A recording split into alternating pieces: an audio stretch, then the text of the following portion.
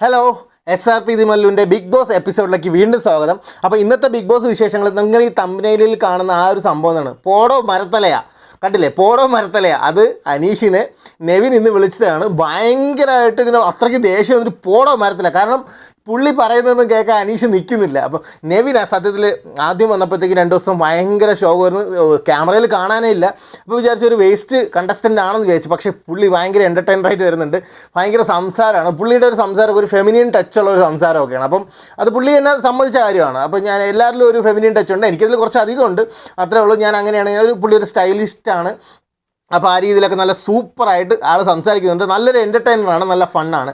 Okay, എന്തായാലും അനീഷിനെ എങ്ങനെ വിളിക്കാനുള്ള കാര്യം, അനീഷ് ഓൾറെഡി എല്ലാവർക്കും ഭയങ്കര ഇറിറ്റേഷൻ അവിടെ കൊടുക്കുന്നുണ്ട്, അത് നമ്മളും കാണുന്നതാണ്. പക്ഷേ എൻ്റെ അഭിപ്രായത്തിൽ, എൻ്റെ പേഴ്സണൽ ഒപ്പീനിയനാണ്, അനീഷ് നല്ലൊരു ഗെയിമറാണ്. കാര്യം അവിടെ പലരും ഗ്യാങ് ഉണ്ട്, അവർക്ക് എല്ലാവർക്കും കൂട്ടുകെട്ടുണ്ട്, അവരെല്ലാവരും ഒരു സേഫ് ഗെയിമാണ് കളിക്കുന്നത്. പ്രത്യേകിച്ച് അപ്പാനി ശരത്തും അഭിലാഷും അവർക്കൊരു ടീമുണ്ട്. അപ്പോൾ ഇവരെല്ലാവരും കൂടെ എപ്പോഴും അവസരം കിട്ടുമ്പോൾ ഈ ക്യാപ്റ്റനെ ആക്രമിക്കാൻ നിൽക്കുകയാണ്. എല്ലാവരും പറയും ക്യാപ്റ്റൻ റെസ്പെക്റ്റ് കൊടുക്കണം കാര്യങ്ങളൊന്നും. പക്ഷേ അനീഷ് ഒറ്റയ്ക്കാണ് പുള്ളിയുടെ ഗെയിം കൊണ്ടുപോകുന്നത്. കറക്റ്റ് ഒറ്റയ്ക്കാണ്. പുള്ളിക്കൊരു ഗ്യാങ് ഇല്ല, ഒന്നുമില്ല. പുള്ളി ഇത് അവിടെ ഇരിക്കുന്നതൊക്കെ ബിഗ് ബോസ് ലിവിംഗ് റൂമിൽ വന്ന് ഇരിക്കൂ എന്ന് പറയുമ്പോഴാണ് അവിടെ ഇരിക്കുന്നത്. എന്തെങ്കിലും ടാസ്കിനൊക്കെയാണ് പുള്ളി ഇങ്ങനെ നടന്നുകൊണ്ടിരിക്കുകയാണ്, ഇങ്ങനെ ഫുള്ള് കറങ്ങി ഇങ്ങനെ നടന്നുകൊണ്ടിരിക്കുകയാണ്. അല്ലെങ്കിൽ ഒരിടത്ത് ചെന്നിരുന്നിട്ട് മറ്റേ അവരെല്ലാവരും കൂട്ടം കൂടി ഇരുന്നിട്ട് മറ്റുള്ളവരെ കുറിച്ചുള്ള കാര്യങ്ങൾ പറയും. അങ്ങനത്തെ ഒരു പരിപാടിയില്ല പുള്ളിക്ക്. പുള്ളി ഒറ്റയ്ക്ക് തന്നെയാണ് ഗെയിം കൊണ്ടുവന്നത്. വളരെ വളരെ ബോൾഡായിട്ട് നല്ല ധൈര്യത്തോടെയാണ് അനീഷിൻ്റെ പ്ലേ എന്ന് വേണമെങ്കിൽ പറയാം. ഇറിറ്റേഷൻസ് ഉണ്ട്, ചില കാര്യങ്ങൾ പുള്ളി റിപ്പീറ്റ് ചെയ്ത് പറഞ്ഞുകൊണ്ടിരിക്കും. നമുക്ക് കേൾക്കുന്നത് നമുക്കൊരു ഇറിറ്റേഷൻ വരുന്നുണ്ട്. പക്ഷേ അതൊക്കെ പുള്ളിയുടെ ഗെയിമാണ്, അല്ലെങ്കിൽ പുള്ളിയുടെ ക്യാരക്ടർ അങ്ങനെയാണ്. ഈവൻ ബിഗ് ബോസിൻ്റെ അടുത്ത് ബിഗ് ബോസ് ഇത് എണ്ണി തീർത്തു അങ്ങനെ 2 പ്രാവശ്യം പറഞ്ഞാൽ ബിഗ് ബോസ് തന്നെ പറഞ്ഞു കേട്ടു അനീഷ്. അവിടെ ബിഗ് ബോസ് തന്നെ റിപ്ലൈ കൊടുത്തു. അതായത് ബിഗ് ബോസിന് ഇത് എന്താ പിന്നെയും പറഞ്ഞുകൊണ്ടിരിക്കുന്നു തോന്നുന്നുണ്ട്. പുള്ളി അത് എന്ന് പറഞ്ഞോ ബിഗ് ബോസിന് ഇപ്പം അങ്ങനെ തോന്നി, അത് ഇനിയിപ്പം നിർത്താം, ഇനി അങ്ങനെ പറയേണ്ടതല്ല. അത് പുള്ളിയുടെ ക്യാരക്ടറാണ്. പുള്ളി ആ ജെന്യൂനായിട്ട് തന്നെയാണ് അവിടെ നിൽക്കുന്നത്. ജെന്യൂനാണ് പുള്ളി. അതിനകത്തൊരു ഫേക്കോ കാര്യങ്ങളൊന്നുമില്ല. അതിനകത്ത് ഈ സ്ട്രാറ്റജി, ഒറ്റപ്പെട്ട സ്ട്രാറ്റജി എന്നൊക്കെ ആദ്യം നമുക്ക് തോന്നിയെങ്കിലും അത് സ്ട്രാറ്റജി അല്ല. പുള്ളി അങ്ങനെ തന്നെയാണ്. പുള്ളിക്ക് ആരെയും സപ്പോർട്ട് വേണ്ട, ഒറ്റയ്ക്ക് കളിക്കാൻ വന്നു, കളിച്ച് ജയിക്കുക, പോവുക. ജയിച്ചില്ലെങ്കിൽ എപ്പോഴും പുറത്താവുന്ന അപ്പോൾ പോവുക. ഓക്കെ, എന്തായാലും ഫസ്റ്റ് വീക്ക് തന്നെ ക്യാപ്റ്റൻ ആവാനുള്ള ഭാഗ്യം ഉണ്ടായിട്ടുണ്ട് അനീഷിന്. ക്യാപ്റ്റൻ അല്ലാത്ത അടുത്തൊരു വീക്കിൽ ഒബിയസ്ലി വേറൊരാളായിരിക്കും ക്യാപ്റ്റൻ ആവുന്നത്. അറിയില്ല ക്യാപ്റ്റൻസി ടാസ്ക് എങ്ങനെയാണെന്ന്, അതിലാരാണ് എങ്ങനെയാണ് വിജയിക്കണമെന്ന് നോക്കിയിട്ടൊക്കെ ആയിരിക്കും ക്യാപ്റ്റനെ തീരുമാനിക്കുന്നത്. അപ്പം അതിൽ വീണ്ടും അനീഷ് വന്നാൽ ഓക്കെ, ഇവരുടെയൊക്കെ വിധി എന്നല്ല പറയാം, ബാക്കിയുള്ളവരുടെ മുഖമൊക്കെ കറക്കുന്നത് നമുക്ക് കാണാൻ പറ്റും. ഇനി ക്യാപ്റ്റൻ അല്ല എന്നുണ്ടെങ്കിൽ ഉറപ്പായിട്ടും ബാക്കിയുള്ളവരിൽ മെജോറിറ്റി കണ്ടസ്റ്റൻസും അടുത്ത ആഴ്ചയിലെ എലിമിനേഷനിലോട്ട്, അതായത് എവിക്ഷനിലോട്ട് നോമിനേറ്റ് ചെയ്യുന്നത് അനീഷിൻ്റെ പേരായിരിക്കും. 101% അത് ഉറപ്പാണ്. ക്യാപ്റ്റൻ അല്ല എന്നുണ്ടെങ്കിൽ അനീഷ് എവിക്ഷനിൽ വരും. പിന്നെ പ്രേക്ഷകരുടെ സപ്പോർട്ട് അനുസരിച്ചായിരിക്കും അനീഷ് അവിടെ നിൽക്കുന്നത്. എന്തായാലും അത് നമുക്ക് കണ്ടറിയാം. ഈ പറഞ്ഞ പോലെ രേണുസുധിയുടെ കാര്യം, രേണുസുധി വന്നപ്പോൾ ഭയങ്കര കൊട്ടിക്കൊഴിച്ച് കൊണ്ടുവന്നതാണ്. ഏഷ്യാനെറ്റിൻ്റെ റേറ്റിംഗ് കൂടി, ബിഗ് ബോസ് ഭയങ്കരമായിട്ട് ലെവലിൽ പോകുന്നു എന്നൊക്കെയാണ് സംസാരം വന്നത്. എനിക്ക് ഇതുവരെ ഞാൻ ഈ പറയുന്ന കാര്യങ്ങളല്ല, എൻ്റെ പേഴ്സണൽ ഒപ്പീനിയനാണ്. നിങ്ങൾക്ക് ഡിഫറെൻ്റ് അഭിപ്രായം ആയിരിക്കാം, നിങ്ങളുടെ ഒപ്പീനിയൻസ് വേറെ ആയിരിക്കാം, നിങ്ങൾ സപ്പോർട്ട് ചെയ്യുന്ന ആൾക്കാർ വേറെ ആയിരിക്കാം. ഞാനങ്ങനെ പേഴ്സണലി അങ്ങനെ ആരെയും സപ്പോർട്ട് ചെയ്യുന്നില്ല, എല്ലാവരെയും. എനിക്കിപ്പോഴും നമ്മളെപ്പോഴും ലൈവ് കാണുന്ന ആൾക്കാരും അല്ല, ഈവൻ എപ്പിസോഡ്സ് പോലും കാണാൻ പറ്റുന്നതല്ല. കാണുന്ന സമയത്ത് നമ്മൾ കാണുന്ന ആൾക്കാരുടെയും അവരുടെ ആക്ടിവിറ്റിയും കാര്യങ്ങളും അനുസരിച്ചാണ് ഞാൻ എൻ്റെ ഒപ്പീനിയൻസ് പറയുന്നത്. അപ്പോൾ രേണുസുധിയെ ഞാൻ അവിടെ ഒരു കാര്യത്തിൽ ആക്റ്റീവായിട്ട് കണ്ടില്ല. എപ്പോഴെങ്കിലും കിടന്ന് ഭയങ്കര ചാട്ടം, ഭയങ്കര ബഹളം വയ്ക്കുന്നത് മാത്രം കാണാം എപ്പോഴെങ്കിലും എന്ത് കാര്യത്തിൽ. അല്ലാതെ ഒരു കണ്ടൻറ് ക്രിയേറ്റർ എന്നുള്ള രീതിയിലൊന്നും ഒന്നും കാണാനില്ല. രേണുസുധീനെ അവിടെ കാണാൻ പോലും ഇല്ല. അതിനേക്കാളും നല്ല രീതിയിൽ റെന ഫാത്തിമയൊക്കെ നല്ല രീതിയിൽ പ്ലേ സൂപ്പറായിട്ട് ചെയ്യുന്നുണ്ട്. ഷാരിക നല്ല രീതിയിൽ, അവരുടെയൊക്കെ സംസാരം കേൾക്കുമ്പോൾ തന്നെ കുറച്ച് പോയിൻ്റ് ഔട്ട് ചെയ്ത് കാര്യങ്ങൾ പറയുന്നുണ്ട്, അടിപൊളിയായിട്ട് പറയുന്നുണ്ട്. പിന്നെ അതിനകത്ത് അക്ബർ ഭയങ്കര നമ്മൾ ആദ്യം ഇഷ്ടപ്പെട്ട ഒരു കണ്ടസ്റ്റൻ്റ് ആയിരുന്നെങ്കിലും പിന്നീട് ഈ പറഞ്ഞ പോലെ രേണുസുധി അബ്യൂസ് ചെയ്ത് വേർഡ് പറഞ്ഞ ഇതിലൊക്കെ ഭയങ്കരമായിട്ട് വെറുപ്പ് തോന്നി അക്ബറിൻ്റെ അടുത്തുള്ള സംസാരം. പിന്നീട് അക്ബർ അതിനെക്കുറിച്ച് അവിടെ ഇരുന്ന് എഴുതുന്നുണ്ട്, ഞാൻ പറഞ്ഞു പോയി എന്നുള്ളത്. അതാണ് ബിഗ് ബോസ് എന്ന് പറയുന്ന ഷോ. നിങ്ങൾ എന്താണോ പറയാൻ ആഗ്രഹിക്കുന്നത് അതായിരിക്കും നിങ്ങളുടെ വായിൽ നിന്ന് വരുന്നത്. നിങ്ങൾ പറയേണ്ട, ഒരിക്കലും പറയാം ഞങ്ങൾ കോൺഷ്യസ് ആയിരിക്കും, എപ്പോഴും നല്ല കോൺഷ്യസ് ആയിരിക്കും, ഞങ്ങൾ പറയുന്ന വാക്കുകൾ കണ്ണിങ് ആയിട്ട് അളന്ന് കുറിച്ച് പറയുള്ളൂ എന്നൊക്കെ വിചാരിച്ചിരിക്കുകയാണെന്നുണ്ടെങ്കിൽ നടക്കില്ല. നിങ്ങൾക്ക് എപ്പോഴും അങ്ങനെ ഒരു ആർട്ടിഫിഷ്യാലിറ്റി അതിനകത്ത് കൊണ്ടുവരാൻ പറ്റില്ല. നിങ്ങൾ എക്സ്പോസ്ഡ് ആവും. അപ്പം ആ സമയത്ത് നിങ്ങളുടെ വായിൽ വരുന്നത് എന്നാണ് നിങ്ങൾക്ക് പോലും അറിയാൻ പറ്റില്ല. നിങ്ങൾ എങ്ങനെയാണോ നിങ്ങളുടെ ലൈഫിൽ ചെയ്യുന്നത് അതുപോലെ നിങ്ങളുടെ ചുറ്റും ഒരു ചുറ്റും ഇത്രയും ക്യാമറകളുണ്ടെന്നുള്ള കാര്യമൊക്കെ നിങ്ങൾ മറക്കും. ഇപ്പം ഞാനായാലും നിങ്ങളായാലും, നിങ്ങൾ ആര് ഈ ഷോയ്ക്ക് പോയി കഴിഞ്ഞാലും ആദ്യത്തെ 1-2 ദിവസം കഴിയുമ്പോൾ നമ്മുടെ ഇതെല്ലാം മാറും. നമ്മളാരും ശ്രദ്ധിക്കുന്നുണ്ടാവില്ല എന്നൊരു ഇതായിരിക്കും നമ്മൾ പറയണം. ഇവിടെ ക്യാമറ ഉണ്ട്, അവിടെ ക്യാമറ ഉണ്ട്, ഇതൊക്കെ നമ്മളങ്ങ് മറക്കും. അപ്പോൾ ആ രീതിയിലാണ് കാര്യങ്ങൾ പോയിക്കൊണ്ടിരിക്കുന്നത്. പിന്നെ അവിടെ ആരെങ്കിലും എന്തെങ്കിലും സ്ട്രാറ്റജി എന്തെങ്കിലും കൊണ്ടുവരാൻ നോക്കുന്നുണ്ടെങ്കിൽ അക്ബർ അത് നൈസായിട്ട് പൊളിച്ചെടുക്കുന്നുണ്ട്. അതിലെനിക്ക് അക്ബറിൻ്റെ അടുത്തൊരു ഒരു പോസിറ്റീവ് സൈഡായിട്ട് ഞാനത് കാണുന്നുണ്ട്. അക്ബറിൻ്റെ എന്തെങ്കിലും ഒരു സ്ട്രാറ്റജി ഇങ്ങനെ കൊണ്ടുവരാൻ നോക്കുന്നുണ്ടെങ്കിൽ, വിക്ടിം കാർഡ്സ് പോലുള്ള എന്തെങ്കിലും കാർഡ് ഇറക്കാൻ നോക്കുന്നുണ്ടെങ്കിൽ അതിനവിടെ അപ്പം ചീട്ട് കീറിയും വെച്ച് കൊടുക്കും അക്ബർ. ഓക്കെ, അതുപോലെ തന്നെയാണ് അപ്പാനി ശരത്ത് എന്ന് പറയുന്നത് ഞാൻ കഴിഞ്ഞ എപ്പിസോഡിലും ഞങ്ങളുടെ ഇതിൽ ഞാൻ പറഞ്ഞിട്ടുണ്ടായിരുന്നു, ഞാൻ കഴിഞ്ഞ വീഡിയോയിൽ പറഞ്ഞിട്ടുണ്ടായിരുന്നു, കൂട്ടത്തിൽ കിടന്ന് ബഹളം വയ്ക്കുന്നതല്ലാണ്ട് പുള്ളിയുടെ ഭാഗത്തുനിന്ന് കാര്യമായിട്ടുള്ള ഒരു റിസൾട്ട് നമുക്ക് കിട്ടുന്നില്ല. ഒരു എൻ്റർടൈൻമെൻറ്റ് പുള്ളിയുടെ ഭാഗത്തുനിന്ന് കിട്ടുന്നില്ല. ഭയങ്കരമായിട്ട് ചൂടാവുന്നുണ്ട്. പിന്നെ ഇവരെല്ലാം കൂട്ടം കൂടി ഇരുന്ന് സംസാരിക്കുന്നുണ്ട്, മറ്റുള്ളവരെ കുറിച്ച് സംസാരിക്കുന്നുണ്ട്. അത്തരം കുറേ കാര്യങ്ങളല്ലാണ്ട് അപ്പാനി ശരത്തിൻ്റെ ഭാഗത്തുനിന്ന് നമുക്ക് വലിയ രീതിയിലുള്ള ഒന്നും കിട്ടുന്നില്ല. ഇതുവരെയും പ്രതീക്ഷിക്കുന്ന രീതിയിലൊന്നും കിട്ടുന്നില്ല. ഇനി വലുതായിട്ടൊന്നും പ്രതീക്ഷിക്കുന്നുമില്ല. ആര്യൻ ഓക്കെയാണ്, ആര്യൻ നല്ലൊരു പ്ലെയറാണ്, ആര്യൻ അടിപൊളിയായിട്ട് ചെയ്യുന്നുണ്ട് കാര്യങ്ങളൊക്കെ. ആക്ടിവിറ്റി സംസാരവും സൂപ്പറാണ്. ഒരു ടാസ്ക് ഉണ്ടായിരുന്നു ഇന്നത്തെ ദിവസം, നിങ്ങളുടെ കയ്യിലുള്ള ആ ബാഡ്ജ് അത് നിങ്ങൾക്ക് അവർ ഓപ്പണൻ്റായിട്ട് ഒരാളുണ്ടാവും, അവരുണ്ടാവും. അപ്പോൾ നിങ്ങളുടെ ബാഡ്ജ് നിങ്ങൾ നിലനിർത്താൻ വേണ്ടിയിട്ടുള്ള ആർഗ്യുമെൻറ്റ്സ് നിങ്ങൾ ചെയ്യണം. അത് നിങ്ങൾ അതിന് യോഗ്യരല്ല, ആ ബാഡ്ജ് നിങ്ങളുടെ കയ്യിലിരിക്കാൻ യോഗ്യരല്ല എന്നുള്ള രീതിയിൽ എഗെയിൻസ്റ്റ് ആയിട്ട് സംസാരിക്കുക. എന്തുകൊണ്ട് നിങ്ങൾ യോഗ്യരല്ല, അത് ആ ബാഡ്ജ് നിങ്ങൾ തിരിച്ചു കൊടുക്കണം എന്നുള്ള രീതിയിൽ ഓപ്പണൻ്റായിട്ട് സംസാരിക്കണം ഒരാളുണ്ടാവും. അപ്പോൾ ആ രീതിയിൽ ഇന്ന് സംസാരിച്ചതിൽ എനിക്ക് ഏറ്റവും ഇഷ്ടപ്പെട്ട ആര്യൻ്റെയാണ്. ആര്യനൊക്കെ അടിപൊളിയായിട്ട് സംസാരിച്ചു, സൂപ്പറായിട്ട് സംസാരിച്ചു. പുള്ളി വ്യക്തമായിട്ട് റീസൺ എല്ലാ കാര്യം പറഞ്ഞ് നല്ല രീതിയിൽ സംസാരിച്ചിട്ടുണ്ട്. നെക്സ്റ്റ് ഒനീൽ സാബ് ഈ പറഞ്ഞ പോലെ സംസാരം ഓക്കെയാണ്, ഫൈൻ. പുള്ളി കറക്റ്റായിട്ടൊക്കെ സംസാരിക്കുന്നുണ്ട്. പക്ഷേ പുള്ളി ഒരു ആക്റ്റീവായിട്ട് തോന്നുന്നില്ല എനിക്ക്. ആക്റ്റീവ് എന്ന് ഇൻ ദ സെൻസ് പുള്ളി ക്യാമറയിൽ വരുന്നുണ്ട്, ആക്റ്റീവാണ്, ഇടയ്ക്കൊക്കെ വന്ന് കാര്യങ്ങളൊക്കെ പറയുന്നു.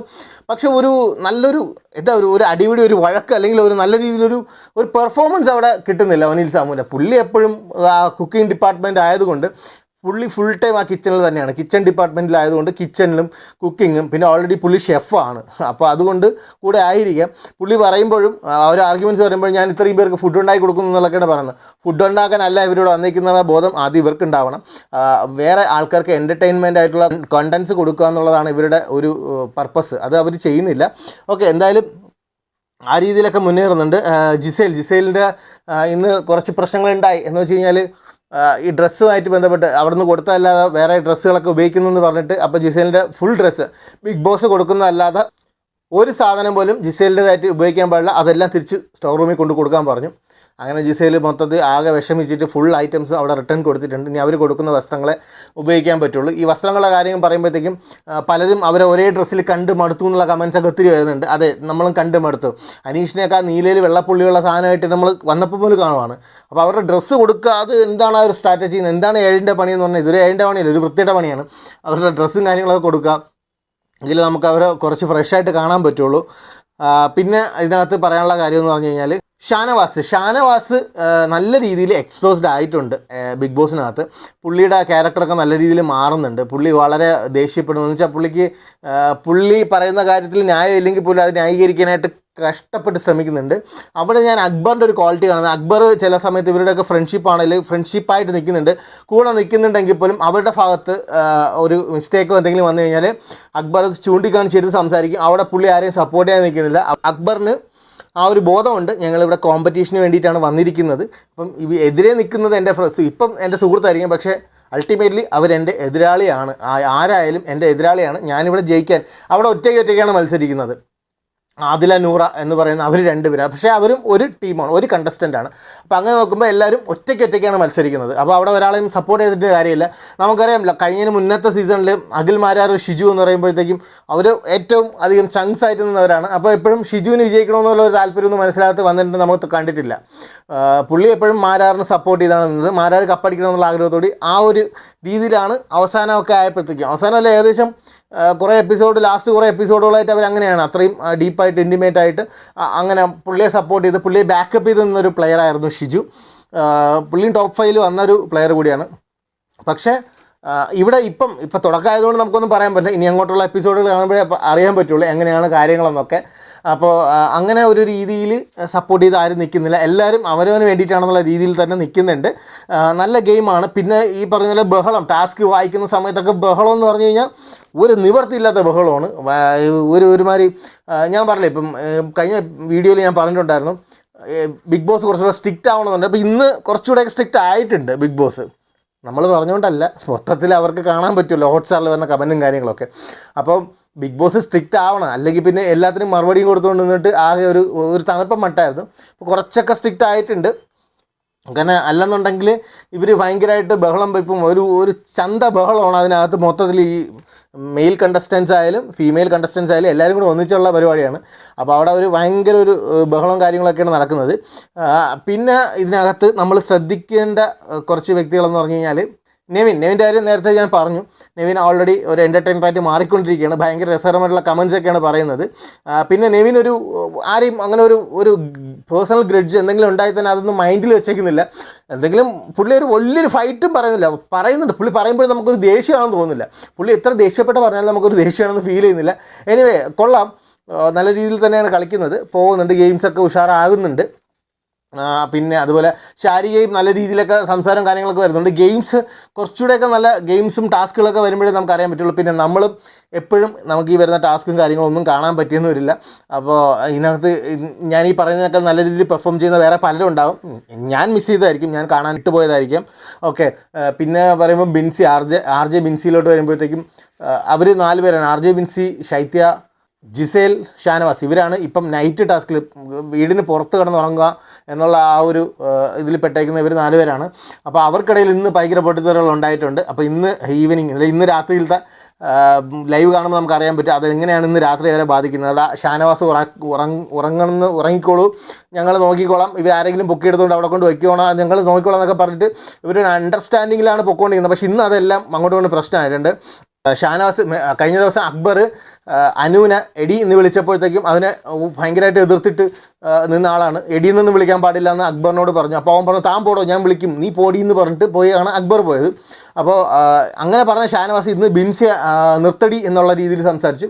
അപ്പോൾ അവൾ പറഞ്ഞു എടി പോടി എന്ന് വിളിക്കരുത്, നേരെ നിങ്ങളെ വീട്ടിൽ പോയി വിളിച്ചാൽ മതി പറഞ്ഞു. അപ്പോൾ കുറേ കഴിഞ്ഞപ്പോഴത്തേക്ക് ഇത് ഓക്കെ സോറി പറഞ്ഞു. ഷാനവാസ് അപ്പോൾ തന്നെ സോറി പറഞ്ഞ് കുറേ കഴിഞ്ഞപ്പോൾ ബിൻസി താൻ എന്താണോ പറയുന്നത് വെച്ചപ്പോൾ എന്നെ താനൊന്നും ഇടമൊന്നും വിളിക്കാൻ പറ്റില്ല, അത് നിൻ്റെ വീട്ടിൽ പോയി വിളിച്ചാൽ മതി എന്ന് തിരിച്ചു പറഞ്ഞു. ഒരു അറ്റാക്ക് ആൻഡ് കൗണ്ടർ അറ്റാക്ക് നല്ല രീതിയിൽ നടക്കുന്നുണ്ട്. എന്തായാലും ഇയാൾക്കാണെങ്കിൽ ബിൻസിക്കാണെങ്കിൽ പറയാനും പോയില്ല. ശരി ഷാനവാസിക്ക വീണ്ടും പറഞ്ഞിട്ട് താനെന്ന് വിളിക്കരുത്, വീണ്ടും ഷാനവാസ് പറയണം സോറി ഇക്ക. അവസാനം ആ രീതിയിൽ ഒരു സംസാരവും കാര്യങ്ങളൊക്കെ നടന്നിട്ടുണ്ട്.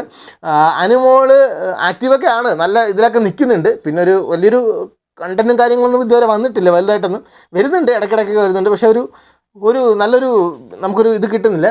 പിന്നെ മറ്റേ മുൻപ് പറഞ്ഞില്ല മുൻഷി രഞ്ജിത്ത്, എൻ്റെ ഒരു പേഴ്സണൽ ഇതിൽ ഈ ആഴ്ച എവിക്ഷൻ ഉണ്ടെങ്കിൽ പുറത്താകുന്നത് മുൻഷി രഞ്ജിത്ത് ആയിരിക്കും, അല്ലെങ്കിൽ ശൈത്യയും ഈ പറഞ്ഞതുപോലെ ഒരു വീണ്ടും തണുപ്പം മട്ട് തന്നെയാണ്, ഒന്നും നടക്കുന്നില്ല. പിന്നെ രേണു എവിക്ഷൻ ലിസ്റ്റിൽ ഉണ്ടെങ്കിൽ പോലും മീൻസ് നോമിനേഷനിൽ ഉണ്ടെങ്കിൽ പോലും രേണു ഒന്നും പുറത്താവില്ലെന്ന് നമുക്കറിയാം. കാരണം ഇവരെ വെച്ച് എപ്പിസോഡ് മുന്നോട്ട് കൊണ്ടുപോകാനേ നോക്കുള്ളൂ. കാരണം അവരെയൊക്കെ കൊണ്ടുവന്ന് ആ രീതിയിലാണ് കൊണ്ടുവന്നതാണ് നമ്മൾ മുമ്പ് കണ്ടതാണ് ഓരോ വീഡിയോയിലും കാര്യങ്ങളൊക്കെ. അപ്പോൾ എനിക്ക് പുറത്താകും എന്ന് ഞാൻ വിശ്വസിക്കുന്നു. എവിക്ഷൻ ഉണ്ടായിരിക്കില്ല ചിലപ്പോൾ ഫസ്റ്റ് വീക്ക്, നമുക്കറിയില്ല. ലാലേട്ടൻ വരുമ്പോൾ നമുക്കറിയാം എന്താണ് ഇനിയുള്ള ഈ വീക്കെൻഡ്, നമ്മൾ അതിനാണ് കാത്തിരിക്കുന്നത്, വീക്കെൻഡ് എങ്ങനെ ഉണ്ടാവും എന്നുള്ളത്. ലാലേട്ടൻ എന്തൊക്കെയാണ് ഇതിനകത്ത് ഇവർ വന്നു കഴിയുമ്പം എന്തൊക്കെയാണ് ഇവർ എന്തായാലും ഇത് ലാലേട്ടൻ ഇരുന്ന് ലൈവോ കാര്യങ്ങളോ കാണുമെന്ന് നമുക്ക് വിശ്വസിക്കാം, എപ്പിസോഡ് കാണുമെന്ന് നമുക്ക് അറിയാൻ പറ്റില്ല. അദ്ദേഹം അത്രയും തിരക്കുള്ള ഒരാളാണ്. എന്തായാലും ബിഗ് ബോസ് നോട്ട് ചെയ്ത് വയ്ക്കുമല്ലോ, ആ കാര്യങ്ങളൊക്കെയാണ് ലാലേട്ട് പഠിപ്പിച്ച് വിടുന്നത് എന്നാണ് നമുക്ക് പൊതുവെ മനസ്സിലാക്കിയിട്ടുള്ളത്. എനിവേ എന്തായാലും ആ ഒരു കാര്യങ്ങളൊക്കെ കണ്ടിട്ട് അതായത് പ്രധാനപ്പെട്ട പോയിൻറ്റ്സ് ഇവർ നോട്ട് ചെയ്ത് വെച്ചിട്ട് ലാലേട്ടനെ കാണിക്കുകയാണ് ചെയ്യുന്നതെന്നാണ് നമ്മൾ മനസ്സിലാക്കിയിട്ടുള്ളത്. ഈ പ്രധാനപ്പെട്ട വീഡിയോ കട്ട്സ് ഇവർ ഈ ലൈനകത്ത് ഈ വീടിനകത്ത് സംഭവിച്ച വീഡിയോ കട്ട്സ് ലാലേട്ടനെ കാണിച്ചിട്ടാണ് ഇവർ ഈ വീക്കെൻഡ് എപ്പിസോഡ്സിന് കയറ്റി വിടുന്നതെന്നാണ് നമ്മൾ മനസ്സിലാക്കിയിട്ടുള്ളത്. എന്തായാലും അപ്പോൾ അത് വെച്ചിട്ട് ഉള്ള ആ ഒരു എന്തായാലും രസകരമായിരിക്കും എന്ന് നമുക്ക് പ്രതീക്ഷിക്കാം. പലരെയും വാൺ ചെയ്യണമെന്നാണ് ആൾക്കാർ കമൻറ്റ് ചെയ്യുന്നത്. നമുക്ക് കമൻസ് നോക്കാം കുറച്ച്. ബാക്കിയുള്ള കണ്ടസ്റ്റൻസിനെ കുറിച്ചും പറയണമെന്നുണ്ട്. അപ്പം നമുക്ക് ഏതെങ്കിലും ശ്രദ്ധിക്കപ്പെടുമ്പോഴേ പറയാൻ പറ്റുള്ളൂ. അപ്പോൾ ഇതിനകത്ത് നമ്മൾ ഇത്രയും പറഞ്ഞവരല്ലാതെ മറ്റാളെ അധികം ശ്രദ്ധിക്കപ്പെട്ടിട്ടില്ല. റെന ഫാത്തിമയെ കുറിച്ച് പറഞ്ഞു, ആക്റ്റീവാണ്, നല്ല രീതിയിൽ കളിക്കുന്നുണ്ട്. ആര്യൻ ഓക്കെയാണ്, സൂപ്പറാണ്. അതുപോലെ ആദില നൂറ, അവരും നല്ലൊരു ടീം വർക്ക് നല്ലതായിട്ട് ചെയ്യുന്നുണ്ട്. നമുക്ക് ഇന്നത്തെ ഹോട്ട്സ്റ്റാർ ലൈവിൽ വന്ന കുറച്ച് കമൻസ് നോക്കാം. നമ്മളെല്ലാ ദിവസവും വീഡിയോയിൽ വന്നിട്ട് കുറേ കമൻസ് നോക്കും, രസകരമായിട്ടുള്ള ചിലത് നമുക്ക് ഇതിൻ്റെ ഇടയിൽ നിന്ന് കിട്ടും. എന്തായാലും ഇന്ന് ഒരാൾ കമൻറ്റ് ഇട്ടിരിക്കുന്നത് എന്താണ് ആകെ ഒരു കലവില കാക്കക്കൂട്ടിൽ കല്ലിട്ട പോലെ. ഈ സീസൺ മൊത്തത്തിൽ അങ്ങനെയാണ്. ബിഗ് ബോസ് എന്ന് പറയുമ്പോഴേ ഇങ്ങനെ തന്നെയൊക്കെയാണ്, എങ്കിലും ഇപ്പം കുറച്ച് അധികം ഉള്ളതുപോലെ തോന്നുന്നു. നിങ്ങൾക്ക് ഈ ബിഗ് ബോസ് ഇഷ്ടമായോ എന്നാണ് ഒരാൾ ചോദിക്കുന്നത്. എനിക്ക് കുഴപ്പമില്ല, അവർക്കാണ്. ഞാൻ ഈ തുടക്കം മുതലിരുന്ന് ബിഗ് ബോസ് അങ്ങനെ എപ്പോഴും കാണാറില്ല, ഇടയ്ക്കിടയ്ക്ക് വല്ലപ്പോഴും ഇതാണ്. ഇപ്പോഴും അങ്ങനെ തന്നെയാണ്. നമുക്ക് അല്പം ഫ്രീ ടൈം ഒരു 10 മിനിറ്റ് ഫ്രീ കിട്ടുവാണെങ്കിൽ നമ്മൾ ലൈവ് ഇരുന്ന് കാണും. നമുക്ക് ഭാഗ്യമുണ്ടെങ്കിൽ നല്ല നല്ല രസകരമായിട്ടുള്ള കാര്യങ്ങളൊക്കെ അന്നേരം, അല്ലെങ്കിൽ ഇവരെവിടെയെങ്കിലും വളഞ്ഞിരുന്ന് കാര്യം പറഞ്ഞുകൊണ്ടിരിക്കുന്നതായിരിക്കും കാണാൻ പറ്റുന്നത്. അങ്ങനെയാണെങ്കിൽ അപ്പം തന്നെ നമ്മളത് മാറ്റി നമ്മുടെ ജോലി നോക്കും. ചില സമയത്ത് ഇങ്ങനെ നോക്കുമ്പം എന്തെങ്കിലും നല്ല ടാസ്കോ കാര്യങ്ങളൊക്കെ നടക്കുന്നത്. ഇന്ന് കുറേ കോയിൻ ടാസ്കും കാര്യങ്ങളൊക്കെ ഉണ്ടായിരുന്നു. ടാസ്കിനെ കുറിച്ച് ഞാൻ അധികം പറയാത്തത് ഈ വീക്കെൻഡ് എപ്പിസോഡിലൊക്കെ ഈ ഡെയിലി എപ്പിസോഡിലൊക്കെ ഇത് വരുന്നത് തന്നെയാണ്. അപ്പം മിക്ക ആൾക്കാരും, മെജോറിറ്റി ആൾക്കാരും എല്ലാ വീടുകളിലും ഇത് കാണുന്നുണ്ട് ഈ ഒരു സമയത്ത്. പലരും പറയും ഞങ്ങൾ ബിഗ് ബോസ് എന്ത് പരിപാടിയാണ്, ഈവൻ ഞങ്ങളുടെയൊക്കെ വീടുകളിൽ നിന്ന് പറയും എന്താണ് പരിപാടി, ഇത് ആൾക്കാർ ചന്തയാണോ, ഇതൊക്കെ എന്തിനാണ് കാണുന്നത്.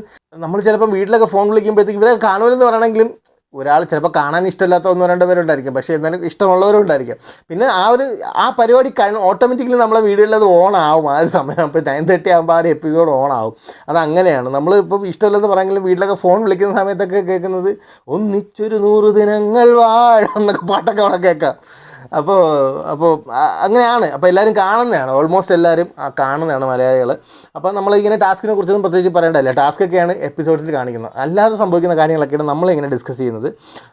അപ്പോൾ അടുത്ത ഒരു ഡ്രസ്സിൽ ഇവരെ കണ്ട് മടുത്തു, പ്ലീസ് ബിഗ് ബോസ് അവരുടെ ബാഗ് തിരിച്ചു കൊടുക്ക്. അത് നമ്മൾ കണ്ട് മടുത്തു. ഇവർ ആ ഒരു സെയിം ഡ്രസ്സ് തന്നെ പലരെയും ഇങ്ങനെ കാണുമ്പോഴത്തേക്ക് നമുക്കൊരു മടുപ്പ് തോന്നുന്നുണ്ട്. ബിഗ് ബോസ് പോയിട്ടില്ല, അവിടെ ഉണ്ട്. ബിഗ് ബോസ് ചായ കുടിക്കാൻ പോയി. ഇവിടെ അനക്കമൊന്നും ഇല്ലാത്തതുകൊണ്ടാണ്, അണ്ണൻ്റെ വിളിയൊന്നുമില്ല. ഇടയ്ക്കിടയ്ക്ക് അല്ലെങ്കിൽ വിളിക്കും, ആരെങ്കിലും കൺഫെഷൻ റൂമിലോട്ട് വാന്നൊക്കെ വിളിക്കും. Totally all contestants have no discipline. അത് കറക്റ്റാണ് കേട്ടോ, ആർക്കും ഡിസിപ്ലിൻ ഇല്ല. സത്യത്തിൽ അവരും മടുത്ത്, അവരെ ഡ്രസ്സും പിടിച്ച് വെച്ചിട്ട് ഓരോ 7ന്റെ പണിയെന്ന് പറഞ്ഞിട്ട് ഡ്രസ്സും കൊടുക്കുക, അവരും മടുത്ത്. ഇപ്പോൾ കണ്ടുവന്ന സാധനങ്ങളൊക്കെ ഇന്ന് രാവിലെ അങ്ങനത്തെ ഒരു ടാസ്ക് ഉണ്ടായിരുന്നു.